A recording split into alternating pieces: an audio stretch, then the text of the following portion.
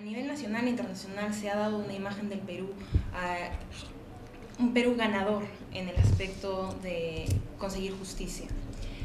Eso se debe a la histórica sentencia que se consiguió tras el juicio Fujimori, lo cual ha sido definitivamente un paso muy importante en esto, pero quisiéramos que usted nos dé un poco su lectura al respecto del panorama más amplio de qué es lo que ha significado este juicio, pero también de qué otros vacíos encontramos en este aspecto. Es importante tu pregunta porque justamente ayer tuvimos un evento con varios funcionarios de organismos financieros internacionales que ven con buenos ojos que el Perú haya dado un paso importante en lo que es judicialización de violaciones a los derechos humanos. Están muy contentos que el Perú haya logrado lo que muchos otros países no han podido lograr hasta el momento, que es condenar a un expresidente de la República por violaciones a los derechos humanos. Pero también es importante entender que el caso contra Alberto Fujimori, si bien es muy importante, es uno de los otros casos que tienen que ver con judicialización de violaciones a derechos humanos. Durante los últimos 4 años, la Sala Penal Nacional, que es la sala especializada en juzgamiento de estos casos, ha emitido 15 sentencias, ¿ya? De las cuales 9 sentencias contra efectivos militares y policiales, 9 sentencias han sido absolutorias, es decir, han salido libres todos los efectivos militares que fueron juzgados. 2 sentencias han sido condenatorias, solo 2 de las 15, que es casi el 15% del total de los casos, y 4 sentencias han sido absolutorias y condenatorias, es decir, han habido gente condenada y gente absuelta. Esto es muy grave porque el número de procesados en total eran 64 personas, de las cuales 52 han salido absueltas y 12 militares y policías han sido condenados. En el mes de noviembre hubo un evento que se llama Audiencias de la Comisión Interamericana de Derechos Humanos. En esa audiencia, la fiscal, la representante del Ministerio Público, la doctora del Carmen Ibáñez, informó que de 2.626 casos que estaban siendo conocidos a nivel de investigación fiscal, 1.626 casos de violaciones a derechos humanos, no son 1.626 personas, son 1.626 casos, ¿no? En cada caso pueden haber 100 personas, 50 personas, 3 personas, pero esos 1.626 deben ser varias miles de personas. De esos 1.626, 957 ya habían sido archivados, lo cual es más del 60% de los casos archivados. Esa es la situación real, esa es la situación actual de lo que es la judicialización a violaciones a los derechos humanos. A diferencia del caso Fujimori, los tribunales de la Sala Penal Nacional quieren una orden escrita de la violación de derechos humanos. Hemos estado hablando de ejecuciones extrajudiciales, desapariciones forzadas, en las cuales el tribunal dice, al no haber la orden, entonces no hay responsabilidad del comando.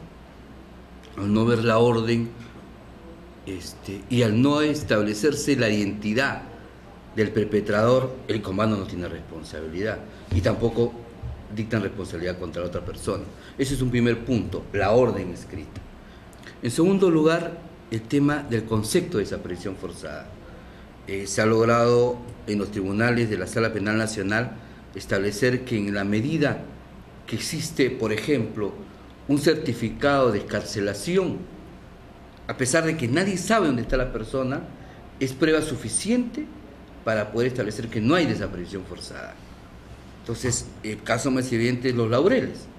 En Los Laureles se logró establecer que como los militares que estaban procesados dijeron que lo habían liberado y mostraron una orden de excarcelación que aparentemente tenía la firma del agraviado, del desaparecido, eran 3 desaparecidos en ese caso, entonces no hay desaparición forzada porque él salió de prisión.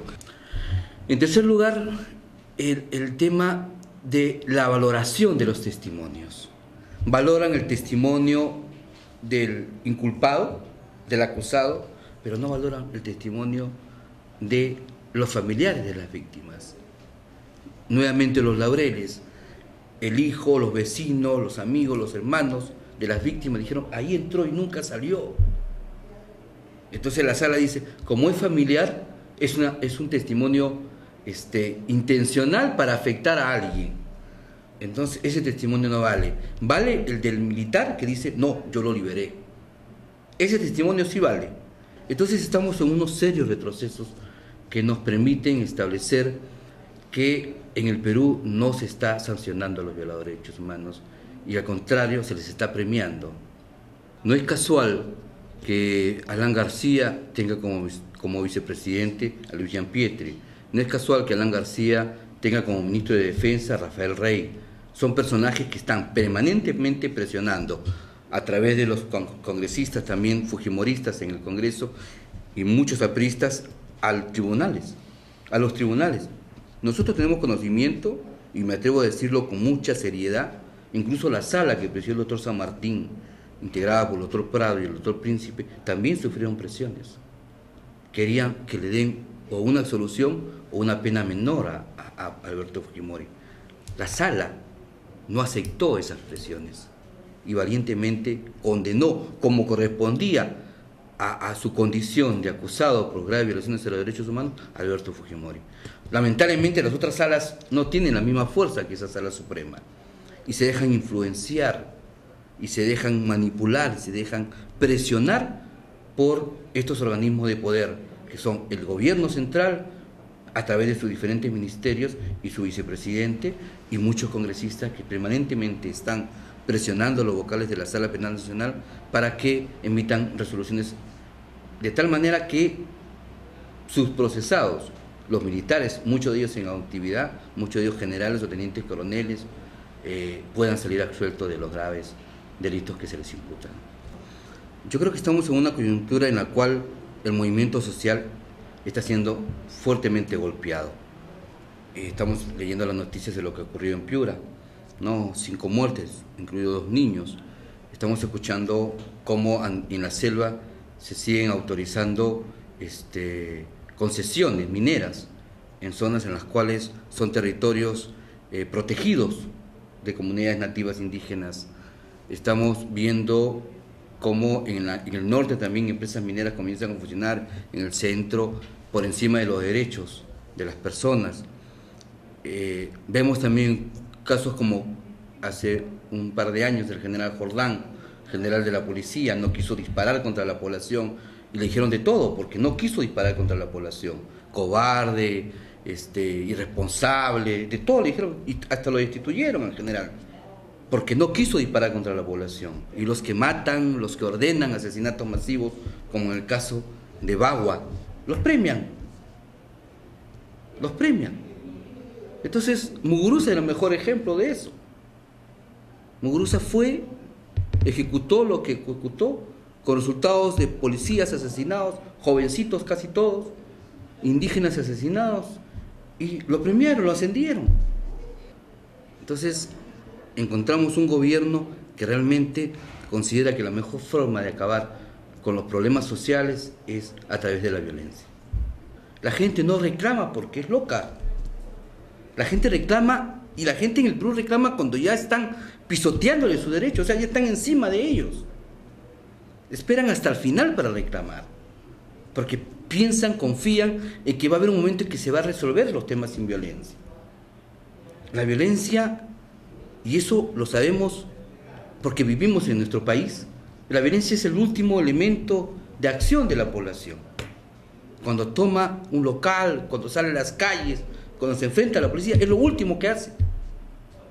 Porque ya se cansó de lo anterior, de que lo paseen, que les nieguen sus derechos, de que se burlen de ellos. Entonces tú vas encima de eso, ejerciendo ellos su derecho al reclamo, ¿no es cierto?, vas a asesinarlos.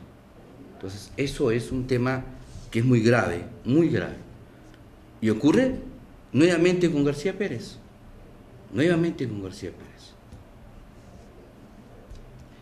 Muchas gracias. No, a ustedes por la entrevista, muchas gracias.